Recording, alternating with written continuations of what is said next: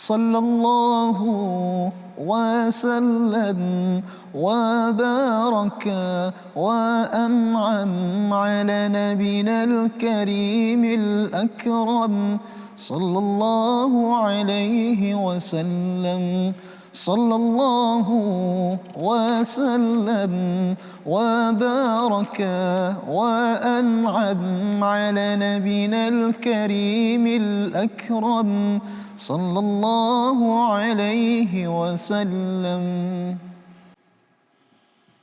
Bismillahirrahmanirrahim. Assalamualaikum warahmatullahi wabarakatuh. Alhamdulillah wassalatu wassalamu ala Rasulillah Sayyidina Muhammad ibn Abdullah wa ala alihi wa sahbihi wa man wala. Kata para pengamat-pengamat barat itu mengatakan the world is flat.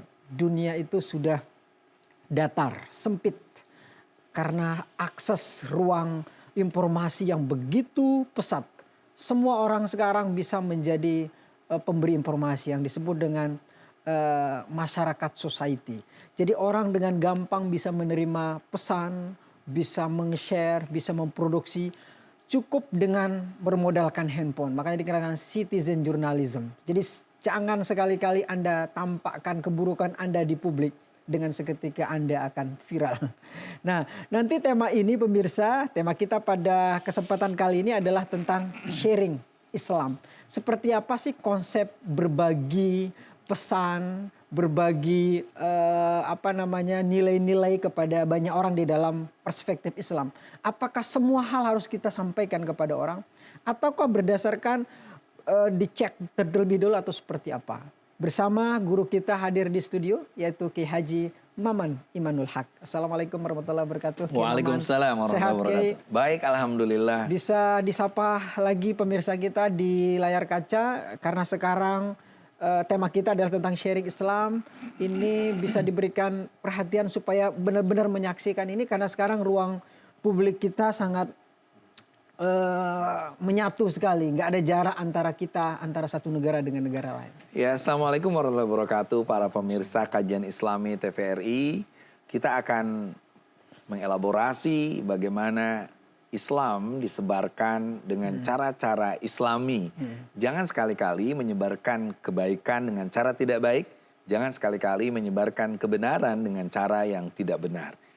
Inilah acara yang pas kajian Islami di TVRI. Baik, nanti kita akan mengetahui pemirsa bahwa sharing Islam, apakah semua hal atau dalam konteks dakwah, apakah semua dakwah itu harus kita sampaikan?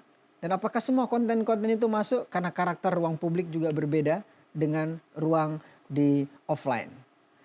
Di sini juga hadir ada sahabat saya Ustadz Mahfuzul Khuluki. Sehat Ustadz Mahfuz? Alhamdulillah sehat. Alhamdulillah sehat. Langsung saja Kiai izin untuk kita mendengarkan ayat ini yang kemudian nanti menjadi pijakan kita untuk mengelaborasi dan mendalami tema tentang sharing Islam. Baik. Silakan Ustadz Mahfuz. Baik, Ustadz.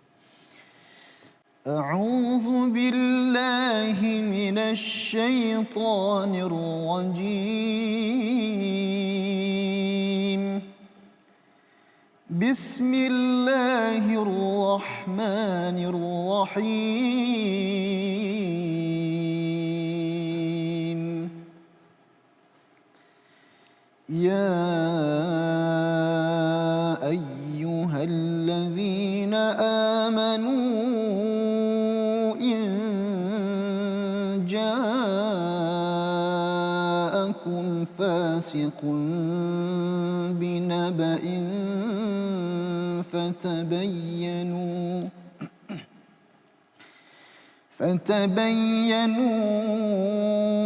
أن تصيبوا قوما بجهالة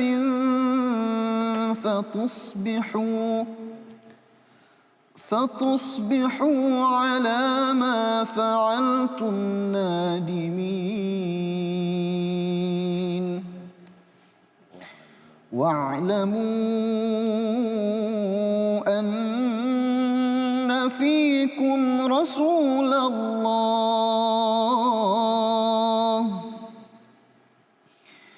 لو يطيعكم في كثير من الأمر لعنتم ولكن الله ولكن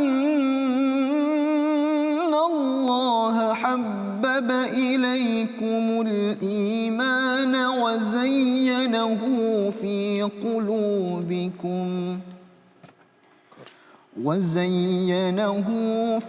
قلوبكم وكره إليكم الكفر والفسوق والعصيان أولئك هم الراشدون صدق الله العظيم. Sadaqallahul azim, maha benar Allah dengan segala firman-Nya. Pemirsa, saya akan minta ke guru kita, ke Kiai Maman, untuk melihat ayat ini lebih kontekstual. Karena kalau Kiai Maman itu membaca ayat biasanya lebih konstruktif dan lebih aktual. Kiai, kalau datang kepadamu orang fasik membawa berita, jangan cepat-cepat langsung diterima berita itu, tetapi tabayyun. Dalam konteks sekarang, seperti apa orang fasik itu, Kiai? Iya, ayat ini menarik sekali ya, karena satu yang menjadi objek itu adalah orang-orang yang beriman. Ya. Orang beriman itu mempunyai potensi, dia harus amanah dan menciptakan rasa aman. Ya. Nah, ketika orang banyak berkhianat, maka keamanan itu jadi hilang. Orang tidak damai dan kacau. Makanya yang diingatkan oleh kita dalam dunia seperti ini, maka mau tidak mau tanamkan dulu sifat amanah di diri kita, lalu ciptakan rasa aman. Nah, yang menjadi persoalan adalah kelompok-kelompok iman ini akan berhadapan dengan kelompok fasik. Kelompok fasik itu kelompok orang yang berkhianat, tidak amanat. Dia akan mengkhianati dirinya, bangsanya, bahkan mengkhianati nilai-nilai kemanusiaan. Yang ada di benaknya adalah cuan. Viewers. Yang ada di benaknya adalah profit. Betul. Fasik itu dia tidak pernah ingin menciptakan rasa aman. Justru dia menciptakan konflik, ketidakpastian, berita bohong, dan lain sebagainya. Dan mereka menggunakannya dengan cara berita. Karena berita selalu memiliki dua sisi. Disebut khobar kalau mahtamilus sidqa wal kidb. Ada kebenaran, ada juga kebatilan. Nah, disinilah si fasik ini membuat berita bahwa the bad news is the good news, the good news is the bad news. Berita yang buruk itu adalah berita baik buat mereka. Berita yang baik buat mereka itu sesuatu yang tidak menarik. Maka orang yang beriman, kembali lagi, orang yang beriman itu akan berhadapan dengan orang-orang khianat yang mengkhianati kemanusiaan, yang mengkhianati ideologi kebangsaan, yang mengkhianati nilai-nilai keagamaan dan lain sebagainya. Berita itu dipakai, maka prinsip orang yang beriman adalah patabayyanu. Dia melakukan tabayyun. Apakah berita-berita itu satu, apakah berita ini benar atau tidak secara substansi? Ya. Yang kedua, kalau dia benar secara substansi, apakah ini pas enggak disampaikan? Ya. Karena tidak semua berita itu perlu disampaikan. Ya. Bahkan Nabi keras soal ini. Kafa bil mar'i kadiban. Cukup bagi seorang disebut pembohong bila dia mengucapkan semua yang ia dengar. Oh. Artinya kalau kita tahu, apalagi kalau kita seorang politisi, tidak boleh kita mengucapkan semua yang kita ketahui. Ada berita yang menjadi prioritas, ada berita yang tidak perlu diberitakan. Seperti itu. Nah, termasuk juga kalau substansinya benar, lalu di dalamnya tidak mengandung apapun, timingnya pas Waktunya. enggak? Oh, Waktunya iya. pas enggak? Seperti itu. Betul. Nah, ini yang menjadi gagasan itu. Kenapa? Karena banyak sejarah, termasuk sejarah di masa kontemporer seperti ini. Peristiwa-peristiwa besar itu dikarenakan ada hoax, berita bohong.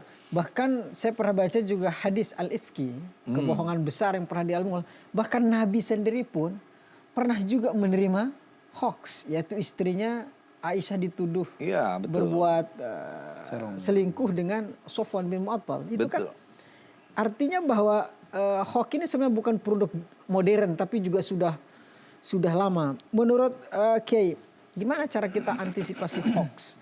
Sehingga tadi memang kita kalau ada berita masuk kita harus segera cek. Sekarang kan kadang orang itu judulnya tidak seperti isinya kadang. Itu cenderung, mohon maaf, Kiai Maman nikah lagi misal gitu kan. Padahal isinya apa gitu loh kan. Betul. Kan betul. ada kan seperti itu. Nah, gimana cara kita supaya publik ini, bahkan tambahan lagi Kiai. Kemarin saya pernah baca data bahwa orang-orang tua yang lebih senior itu cenderung lebih cepat kemakan hoax daripada anak-anak di ruang WhatsApp. Betul. Itu gampang sekali. Dan itu susah nasihatin mereka karena dia lebih tua daripada kita. Gitu. Gimana caranya Kiai supaya berdamai dengan semua itu? Ya, tabayun itu menjadi kata kunci pertama. Fatabayyanu. Karena kalau tidak tabayun, tidak mengklarifikasi dulu, tidak melakukan check and balance terhadap berita, maka fatusbihu ala ma fa'altum nadimin. Kita akan menyesal dengan apa yang kita lakukan. Seperti itu. Tapi yang kedua di ayat selanjutnya ada wa'lamu anna fikum Rasulullah. Rasul itu sudah menggariskan kepada kita bagaimana cara menghadapi hoax, bagaimana cara membuat informasi yang baik, bagaimana cara berdakwah.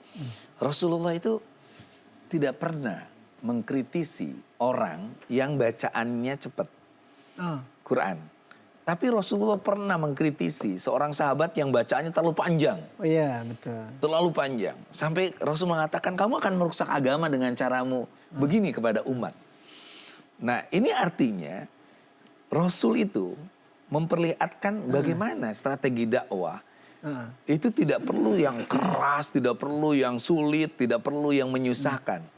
Yasiru wala tu'assiru, basyiru wala tunafiru. Permudahlah, jangan dipersulit, berikan kabar gembira dan jangan ditakut-takuti.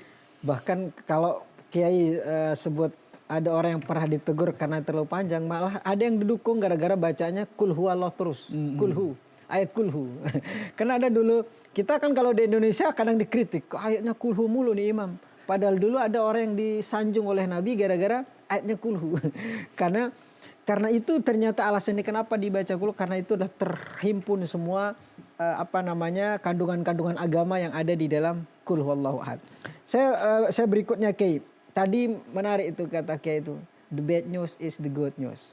Sekarang juga konsep Islam yang kalau nggak agak nyeleneh fatwanya itu nggak menarik gitu. Nah, nanti saya akan minta kepada Kiai terutama menyangkut dengan Islam, fatwa-fatwa Islam yang sekarang ini yang penting cepat fatwa itu akhirnya melahirkan pandangan-pandangan yang berbeda di tengah masyarakat. Nanti kita akan bahas lebih dalam pemirsa. Sesaat lagi tetaplah bersama kami dalam program Kajian Islami bersama Kiai Maman Imanul Haq.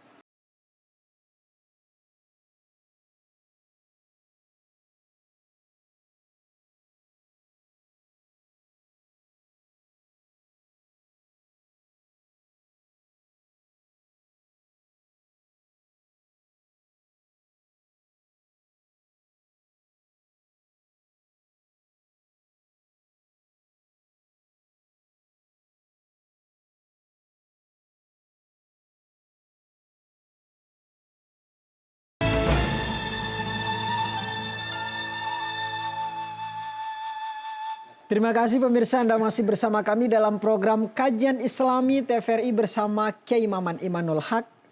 Tadi kita pernah mendapatkan banyak sekali poin dari Kiai Maman terkait dengan bagaimana supaya kita itu di dalam menyebarkan informasi harus pikir-pikir terlebih dahulu.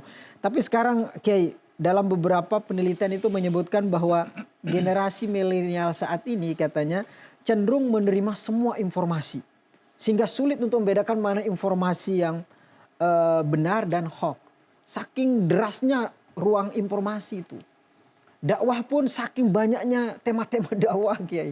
Sehingga kita nggak tahu ini ustadz apa ustadz beneran gitu loh kan. Gimana caranya menyikapi, oke lah misal di berita, bahkan di konten-konten fatwa-fatwa keagamaan. Akhirnya salah mengambil fatwa berimbas kepada ideologi dan sebagainya. Ini menurut saya sangat mengkhawatirkan Kiai Maman. Iya, inilah yang sebenarnya ya ayat yang saya baca tadi dibaca Ustadz Mahfudul Khuluq itu Wa'lamu anna fikum Rasulullah itu menjadi acuan pada konteks sekarang tentang pentingnya sanad. Itu yang disebut oleh Imam Hakim dalam kitab Al-Mustadrak. Mustadrak. Beliau mengatakan fa inna hadzal ilma dinun, sesungguhnya bagian terpenting daripada agama ini adalah ilmunya. Ya. Ilmunya. Nah, ilmu tentang agama ini yang hari ini mulai ditinggalkan. Budaya instan dengan informasi-informasi sekilas. Yang viral hari ini mengalahkan yang fakar. Asal viral, dia bisa mengalahkan yang pakar yang dalam. Seperti itu. Nah, misalnya pada konteks fatwa. Nah, tahapan-tahapannya, kata Syekh Ali Jumat itu. Yang pertama orang harus paham apa yang disebut dengan fikih. Fikih itu isinya, itu ijtihad para ulama. Kita bisa menemukan jawaban apapun dalam Islam, dalam fikih itu, tentang persoalan. Tetapi fikih itu tentu harus dicerna pada konteks situasionalnya bagaimana. Kebutuhannya Usul apa. fikih itu ada. Maka muncullah tahapan kedua namanya fatwa. Oh iya. Fatwa. Fatwa itu didasarkan atas pertama dalil, yang kedua waqi'iyahnya, realitanya. Tetapi di atas fatwa masih ada hakim namanya. Pada konteks Indonesia misalnya hakim itu ada di Kementerian Agama. Sehingga soal haji. Ya. Kita bisa menggunakan apapun di fikih haji itu dengan perbandingan madhab, tetapi harus berdasarkan fatwa mana yang dipakai. Misalnya soal mina jadid dan sebagainya. Nah, konteks itu pula yang akhirnya diputuskan lewat kebijakan, misalnya lewat peraturan menteri. Nah, kalau orang hanya mengandalkan fikih, dalil mana yang tidak bisa diketemukan dalam fikih? Ada. Ya tergantung mau yang mana. Tergantung yang mau mana. Saya dikirim fatwa-fatwa Azhar dari mulai awal sampai sekarang berapa ratus jilid kan. Saya dikirim juga fatwa-fatwa dari beberapa negara. Kita baca apapun, itu hebatnya Islam. Apapun ada. Kayak gitu. Tetapi semua yang ada itu belum berarti dijadikan boleh dilaksanakan. Dia harus berdasarkan fatwa. Fatwa itu berdasarkan apa yang dibutuhkan masyarakat di tempat itu. Tidak bisa mencomot satu dalil fikih untuk fatwa. Sesuatu fatwa yang tidak cocok dengan daerah itu. Tidak semua fatwa. Fatwa itu kan public opinions. Betul. Public opinions yang harus disesuaikan dengan regulasi kenegaraan di mana negara itu berada. Nah, tahapan keilmuan seperti itu aja orang malas. Orang malas. Sekarang orang ngambil yang mudah. Atau sekalian ada orang ngambil yang tersulit. Ya. Tidak pernah orang berpikir bagaimana caranya bahwa dalil tentang sodakoh itu jangan diberikan kepada orang miskin. Dalil sodakoh itu ke orang kaya. Ini kan terbalik-terbalik. Betul. Terbalik-terbalik. Jadi sharingnya nggak pada tempatnya. Nggak pada tempatnya. Mad'unya tidak jelas. Ya. Saya membayangkan itu inginnya bagaimana tematik dakwah itu. Betul. Itu diarahkan kepada pembangunan itu. Misalnya nih, golongan pejabat ini soal korupsi. Orang kaya ini soal donasi. Orang miskin ini soal pentingnya bekerja keras. Ini dan sebagainya. Harusnya berdasarkan mad'u. Objek masing-masing, temanya apa, disampaikannya kapan, dan lain sebagainya. Baik, saya sepakat. Kalau seperti itu gagasan dari Kiai Maman, saya yakin dakwah itu akan menjadi proyek peradaban. Saya yakin itu. Betul. Kalau memang seperti tadi, semua akhirnya akan menjadi dakwah ini akan menjadi sumber lokomotif peradaban yang sangat besar di Indonesia, saya yakin. Tadi Kiai menarik. Yang saya tanyakan tadi adalah sharing terkait dengan bersebarannya fatwa-fatwa di media sosial. Apalagi tadi kata Kiai, apa sih dalil apa yang nggak ada di media sosial ada, atau fikih itu semua ada, tergantung mau ambil yang mana. Contohnya COVID aja dulu pada tahun 2021 ya. Terkait dengan fatwa sholat Jumat dalam kondisi COVID seperti itu. Bertebaran di medsos itu Kiai. Share, ada yang ini sumber. Akhirnya orang yang nanya ke kita ini, saya mau ikutin yang mana? Dia bingung, saya mau ikutin yang itu saya dihajar kata dia. Saya mau ikutin ini saya dihajar. Lalu seperti apa yang sharing Islam, sharing dakwah yang saya terima itu harusnya seperti apa? Yang mewakili wajah Islam Indonesia seperti apa? Nah, kira-kira kalau menurut Kiai Maman, kalau misal pandangan kita ikutinlah yang suara mayoritas NU atau Muhammadiyah. Gimana kalau menurut Kiai Maman? Di tengah orang bersimpulan fatwa-fatwa di media sosial sharing Islam. Iya, kalau saya tetap mendorong bahwa semua orang memang diberi kesempatan untuk mengungkapkan pendapatnya, untuk mengungkapkan apa yang sesuai dengan dirinya. Tetapi biarkan masyarakat, umat, untuk juga bisa menilai. Dalam Quran disebutkan bahwa yang namanya ulul albab itu adalah alladzina yastami'unal qaula wa yattabi'una ahsana. Al-qaula ayil aqwal. Biarkan mereka mendengar, mendapatkan informasi, pendapat-pendapat yang berbeda, tetapi wa yattabi'una ahsana. Mereka harus dibimbing untuk ngambil mana yang terbaik. Kayak gitu. Nah, Walaupun mereka masih awam misalnya Kiai. nah itu gerakan literasinya diperkuat di sini. Jadi wa yattabi'una ahsana itulah yang menjadi tugas pentingnya. Semakin banyak gagasan, semakin banyak ide, semakin banyak pendapat, itu semakin baik. Selama masyarakat akhirnya mengambil yang terbaik. Ini kan ngambil yang enak-enaknya aja, lalu dia nyerang orang lain yang berbeda dengan dia, itu jadi persoalan. Ya. Itu jadi persoalan. Misalnya ya soal sunnah. Sunnah Rasulullah SAW. Bahwa sunnah hanya mengacu kepada 1, 2, 3 hal. Saya misalnya diserang karena, oke Maman itu sunnahnya tidak terlalu dilakukan. Saya bilang, bukankah bikin pesantren itu sunnah Nabi? Karena Sunnah Nabi akbar malah. membuat Darul Arqam. Ya. Kayak gitu. Bukankah mendidik anak yatim agar berpendidikan itu sunnah Nabi? Seperti itu. Artinya jalan yang diikuti, yang dicontohkan oleh Rasulullah SAW. Yang tidak ada di kita itu. Satu lembaga yang betul-betul mengarahkan masyarakat untuk punya kesadaran literasi sehingga mereka bisa mengikuti ahsana. Ahsana itu yang terbaik untuk mereka gitu. Jadi jangan sampai ada orang yang sudah bekerja di satu lembaga pendidik di satu lembaga tiba-tiba keluar gara-gara ada fatwa. Misalnya orang kerja di perbankan, muncul fatwa riba. Akhirnya dia keluar. Setelah keluar dia nganggur. Setelah nganggur dia nyalah-nyalahin pemerintah dan lain sebagainya. Setelah nyalahin pemerintah nggak ada, lalu dia berangkat jadi teroris. Nah itu jangan terjadi seperti itu. Gimana cara kita mengetahui di media sosial? Karena di tempat sharing Islam kan di media-media. Cara mengetahui bahwa ini adalah benar-benar punya sanad yang benar. Karena kita nggak tahu jejak digital dia. Maksudnya secara baru dengar fatwa. Hukum gini kan langsung kelihatan.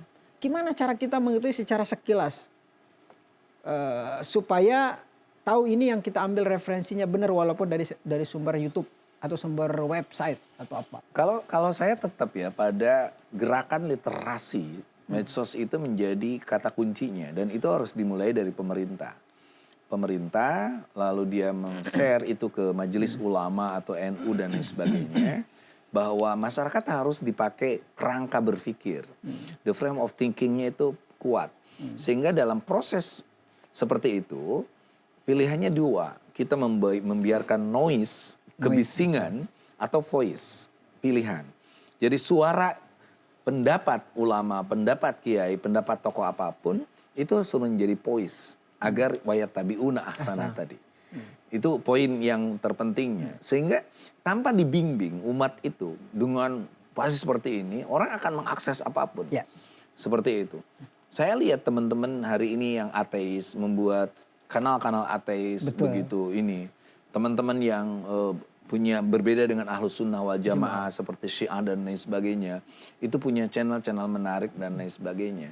Nah kita tidak bisa sekedar nakut-nakuti umat mengatakan itu sesat itu sebagainya. Karena umat sekarang akan memilih sendiri. Betul. Nah cara kerangka berpikir itu yang harusnya ditanamkan di tengah masyarakat. Saya sering mengatakan ke santri-santri saya bahwa tauhid kita adalah meyakini bahwa Allah itu satu. Maka selain Allah itu pasti banyak. Kayak gitu. Tapi mana yang bisa kita ikuti? Nah yang kita ikuti itu satu adalah yang ada sanad ke Rasulullah SAW. Yang kedua bersifat rasional. Ad-dinu aklun la dina liman la aklalahu. Agama itu sesuatu yang harus rasional. Maka tidak boleh ada kultus. Tidak boleh ada ustadz mesum. Tidak boleh ada patwa-patwa aneh. Misalnya ada seorang dengan channel YouTube yang lumayan. Tiba-tiba menerjemahkan mempertanyakan Al-Qari'ah. Oh ya Al-Qari'ah itu. Al-Qari'ah dibilang kenapa Al-Qari'ah itu artinya kiamat. padahal beda kok hurufnya Qari'ah itu adalah pembaca perempuan. Dia lupa bahwa ada grammatical bahasa Arab yang harus dibaca. Qara'a yaqra'u qira'atan dengan hamzah itu pembaca. Tetapi dengan qara'a dengan ain itu artinya mendembarkan, membingungkan, menyulitkan dan lain sebagainya. Nah, yang seperti ini kan kita hanya tahu dong kalau mampus kalau memang seperti itu dia akhirnya tahu mana ustadz yang benar-benar punya potensi atau hanya sekedar ustadz untuk mencari sensasi dan popularitas. Kita nanti akan kembali sesaat lagi dengan tema sharing Islami bersama guru kita Kiai Maman Imanul Haq.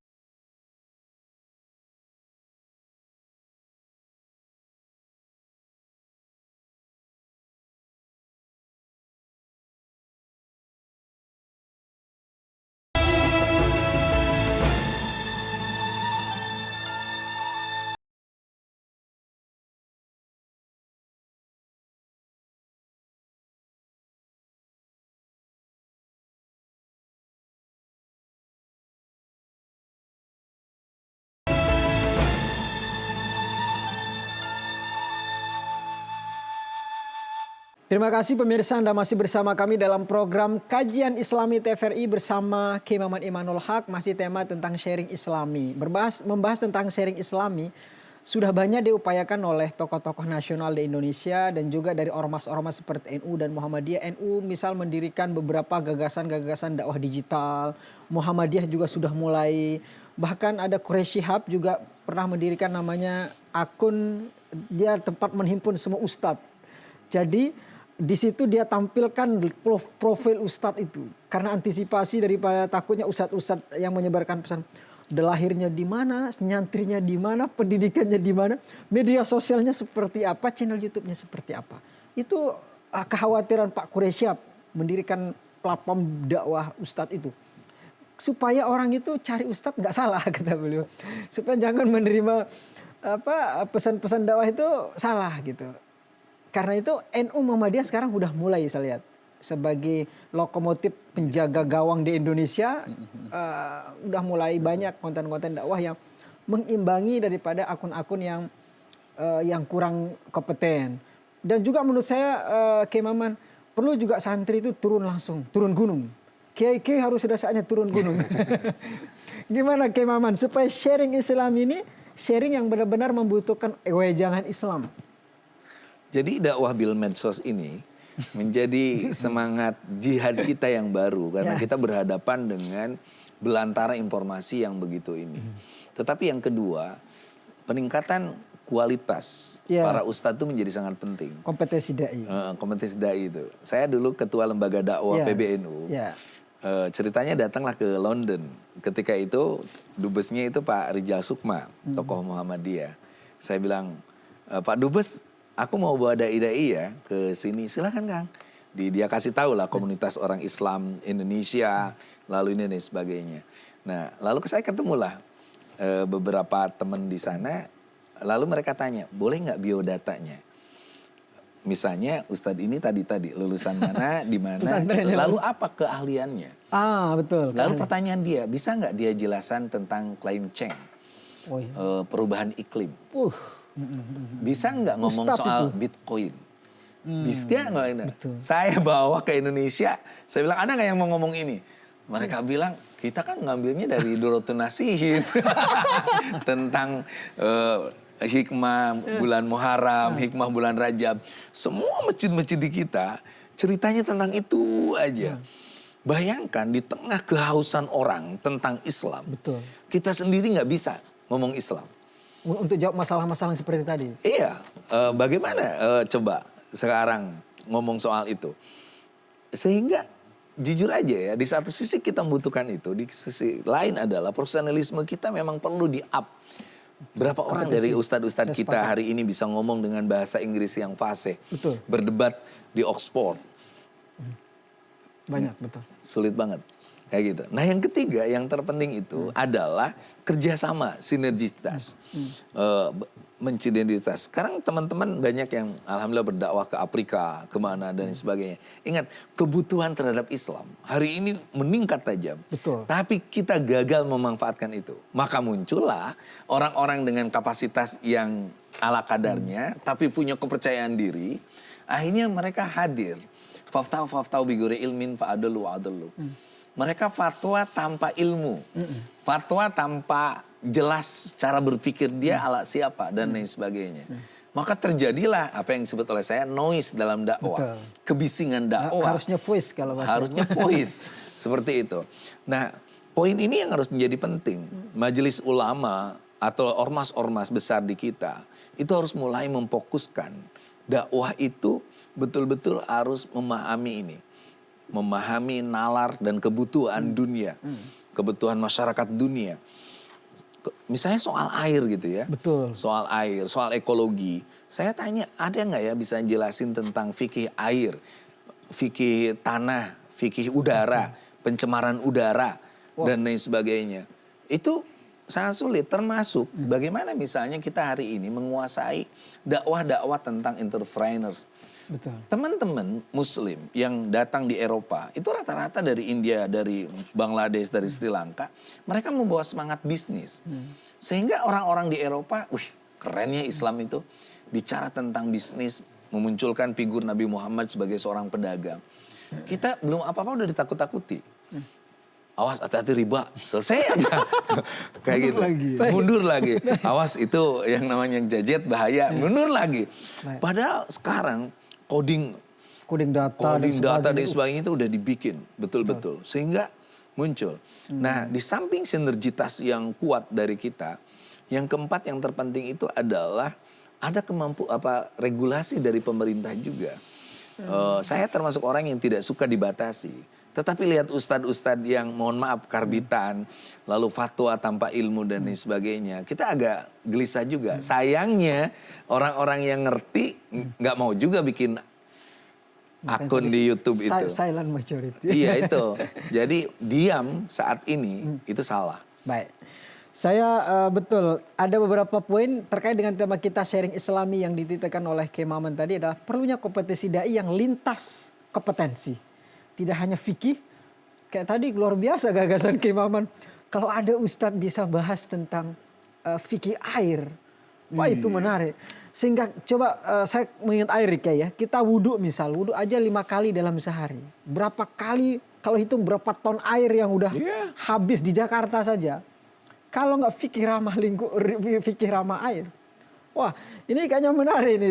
Hanya perlu kompetisi-kompetisi dai yang semua lintas kayak tadi bisa menjelaskan Bitcoin, bisa menjelaskan tentang saham dan sebagainya yang itu kemudian menjadi isu-isu nasional. Saya kebetulan juga pernah kayak diundang di Filipina, Manila untuk sama kedutaan untuk ceramah. Dan memang medan dakwah di sana berbeda dengan di sini. Betul. Saya harus menggunakan bahasa Inggris untuk khutbah Jumat dan kajian-kajian. Dan dia butuhnya bukan fikih, tema-tema fikih. Saya nggak mau tema-tema fikih katanya. Saya mau tema-temanya adalah pembangunan, sosial pembangunan. Wah saya bilang, mereka tadi saya ingat dengan gagasan dari Kiai Maman itu menurut saya luar biasa. Apalagi yang menurut Kiai Maman selain kompetisi dai untuk meningkatkan sharing Islam, sehingga umat ini tercerahkan. Sehingga lagi dakwah-dakwah itu bukan hanya sebatas untuk menjawab kehausan spiritual hubungan vertikal dengan Tuhan, tapi dengan sesama manusia. Nah, ada hal yang penting ya bagi kita. Di satu sisi kita inginkan dakwah yang berkualitas, lalu dai-nya berkompeten. Tapi masyarakat kita tuh aneh juga. Masyarakat kita tuh misalnya kalau ada orang diundang dakwah, terus ceramahnya serius. Nggak diundang lagi tuh. Ini ngaji aja. Betul. Jadi yang humornya banyak, yang nyanyinya banyak. Seperti itu. Berarti ada persoalan dakwah bil halnya nggak selesai. Bahwa rakyat kita itu mikirin sembako aja udah pusing, ditambah mikirin agama. Ada nggak ya pola-pola dakwah yang banyak sih teman-teman yang sudah masuk misalnya ke pedalaman, dia bikin fasilitas air bersih dan sebagainya. Nah itu yang seharusnya digabung. Bahwa dakwah bil qaul dengan ucapan, dengan lisan, itu harus dilanjutkan. Jadi ada kelanjutan dakwah. Nah, di kita kelanjutan dakwahnya itu yang tidak Betul. dilanjutkan. Eksekusi lanjutannya. Betul. Misalnya bagaimana caranya kita mengatakan bahwa kahadal fakru ayyakuna kufron. Bahwa kemiskinan itu akan menjerumuskan orang kekafiran. Lalu kemiskinan ekstrim apa yang harus bisa kita hindarkan. Nah, masuklah di sana kelompok dakwah kedua. Mereka yang melakukan pemberdayaan ekonomi dan sebagainya. Betul. Nanti masuklah kelompok dakwah ketiga yang menjadikan beasiswa buat anak-anak untuk maju dan lain sebagainya. Nah, pola kerjasama seperti ini yang belum terlihat. Jadi sekarang itu kita masih nafsi-nafsi. Masing-masing dengan label masing-masing menunjukkan bahwa kami udah berdakwah, kami udah sadar dan sebagainya. Maka kata kunci ukhuwah itu menjadi sangat penting. Bahwa ukhuwah Islamiyah bukan hanya jargon, tapi harus diimplementasikan pada konteks bagaimana dakwah-dakwah itu sampai selesai. Sebuah daerah yang pernah didatangi oleh seorang mubalik terkenal, 10 tahun yang akan datang dievaluasi.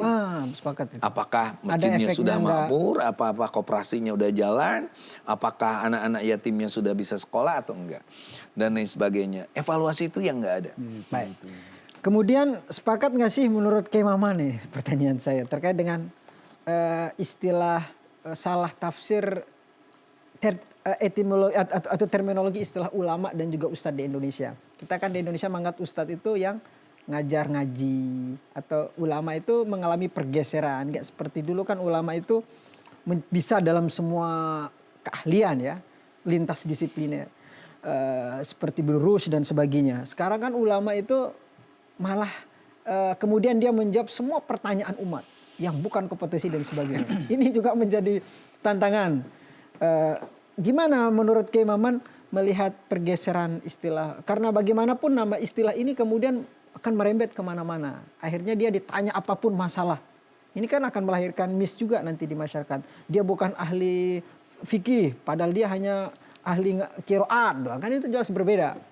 Gimana mengantisipasi masyarakat tadi supaya masyarakat atau mad'u kita juga cerdas dalam memilah dan memilih ustadz yang mana dengan kompetensi yang seperti apa? Iya, itu menjadi dilema bagi kita ya. Di satu sisi memang kita ingin membuat ulama itu betul-betul punya kompetensi yang jelas. Di sisi lain masyarakat sendiri kadang-kadang dengan gampang menyebut si anu ulama, si anu kiai dan lain sebagainya.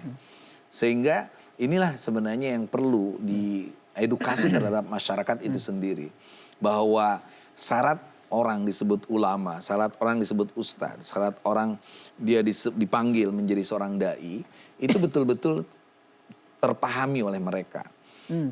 Inilah yang menjadi tantangan bagi kita. Di satu sisi kita ingin misalnya mendatangkan ulama-ulama hebat dan lain sebagainya. Tapi masyarakat sendiri lebih senang ngundang ustadz yang renyah, yang gurih, yang penting bisa diajak apalah dan lain sebagainya. Ini menurut saya peran-peran dari Kementerian Agama ya, Kementerian Agama dari MUI dan lain sebagainya menjadi sangat penting. Misalnya daerah yang membutuhkan tentang ceramah soal pertanian, datangkanlah yang ahli pertanian. Daerah yang di sini ada buruh yang begitu banyak, ngomonglah tentang buruh dan lain sebagainya. Baik, saya sepakat mudah-mudahan gagasan-gagasan luar biasa dari Kiai Maman pada kajian kali ini akan berikan sumbangsih buat masyarakat Indonesia, buat yang menonton ini. Saya rasa banyak sekali tadi temuan-temuan yang kemudian perlu didalami lagi. Mudah-mudahan bermanfaat. Kita akan kembali sesaat lagi, tetaplah bersama kami dalam program Kajian Islami TVRI bersama Kiai Maman Imanul Haq.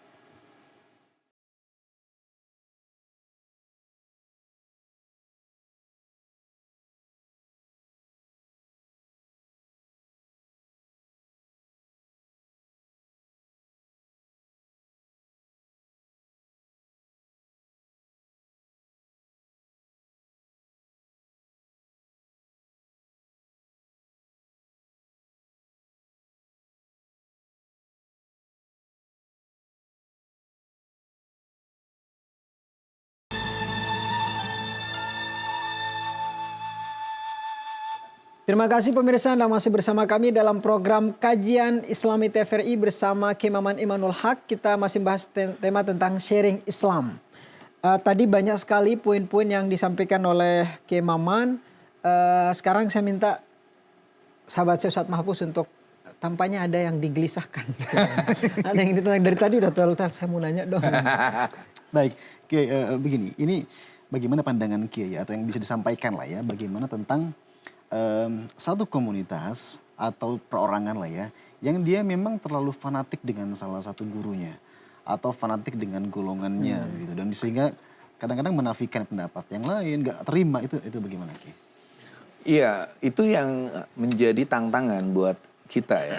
Islam itu dari awal hadir justru untuk mengklirkan bahwa tidak boleh ada ketaatan kita kecuali kepada Allah.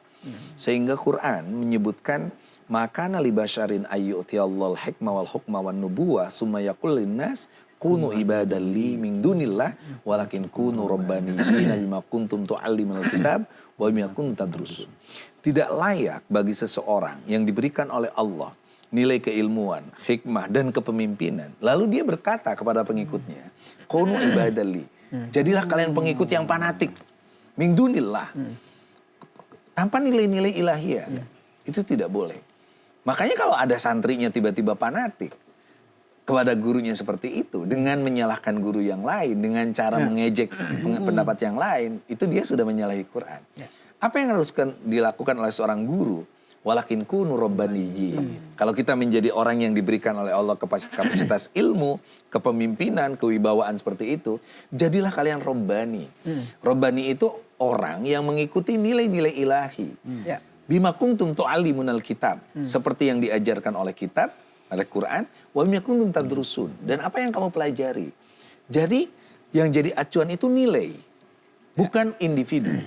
Selama individu itu, guru kita itu mengikuti nilai Quran dan Rasulullah SAW, kita ikuti. Baik. Yang kita sebarkan, kita share, itu adalah nilai-nilai yang diajarkan bima kuntum tu'allimunal kitab wa bima kuntum tadrusun. Sehingga tidak akan muncul karena kultus individu, karena hegemoni, karena dominasi yang berlebihan. Satu, membuat fanatisme berlebihan. Yang kedua, penyalahgunaan kekuasaan. Kekuasaan keagamaan termasuk. Saya termasuk orang yang keras ketika ada oknum ustadz ngajar Quran dan sebagainya, lalu mencederai santri-santri watinya dan sebagainya. Saya teriak di DPR. Itu sangat-sangat menyakitkan seperti itu. Baik, saya kembali ke share ya. Karena saya pembaca itu ada beberapa memang terkait dengan share Islam, ada beberapa keterampilan yang perlu dibutuhkan. Kayak ada namanya keterampilan digital, kemudian budaya digital, ada etika digital dan cyber digital, keamanan digital. Dalam konteks dakwah saat ini kan terutama yang sifatnya adalah etika digital. Ini kan ranahnya orang-orang yang memang dalam konteks pendidikan. Seperti apa kita lihat kalau kita hubungkan dengan dakwah? Kayak keterampilan digital, budaya digital, etika digital dan keamanan digital. Iya, sebenarnya yang penting ya, yang penting itu sekarang adalah etika. Etika digital itu. Jadi jangan nganggap bahwa berdigital itu tidak ada Tuhannya. Sehingga ketika kita menyebar bohong, mencaci maki, kan orang dengan mudah si tangannya itu men-share, mencaci maki, menghina dan sebagainya. Padahal ketika etika keagamaan kita, al-yauma nakhtimu ala afwahihim wa tukallimuna aydihim wa tashhadu arjuluhum.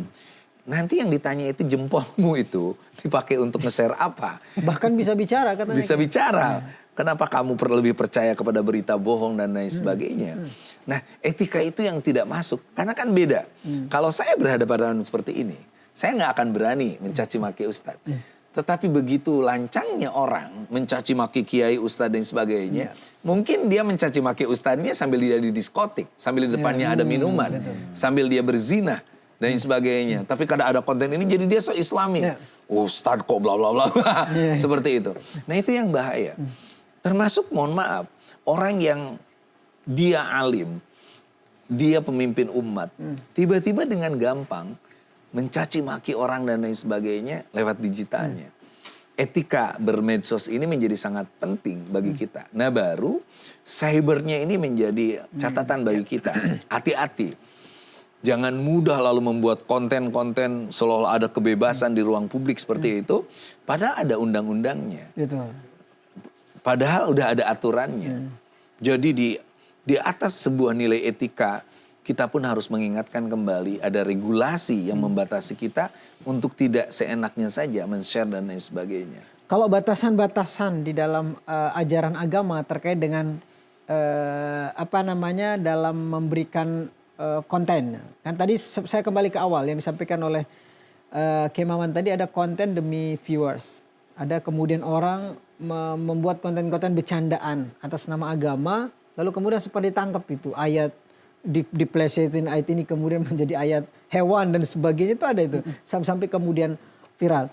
Menurut Kiai Maman seperti apa sih antisipasi supaya orang mengetahui bahwa ini konten-konten yang tidak perlu dibercandakan, konten-konten ini yang sifatnya yang perlu di-share, dan ini konten-konten yang sifatnya harus sangat hati-hati. Misal konten-konten tentang hubungan dengan non-muslim, muslim dan muslim yang sifatnya adalah keyakinan.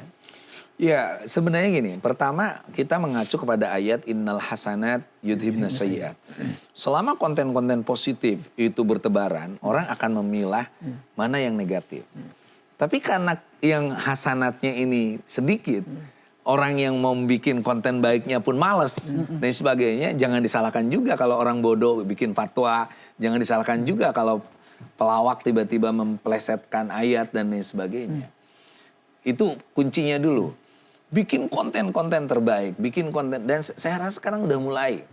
Udah mulai, saya senang lihat teman-teman mahasiswa-mahasiswa ya, yang saya tahu di Azhar misalnya, ada Sanad Media, ada beberapa media, lalu ada teman-teman di Syria, di Maroko, bikin juga konten-konten yang sangat menarik. Teman-teman di luar negeri, orang-orang Muslim di luar negeri itu bikin-bikin yang seperti itu. Asal dipacu lagi lebih banyak. Nah yang kedua, baru kita memberikan watawasau bil haq watawasau bis sabr. Setiap yang dia melenceng dari nilai-nilai Islam itu sendiri, baik dari segi konten, dari segi penyampaian dan lain sebagainya, kita memang harus mulai datang.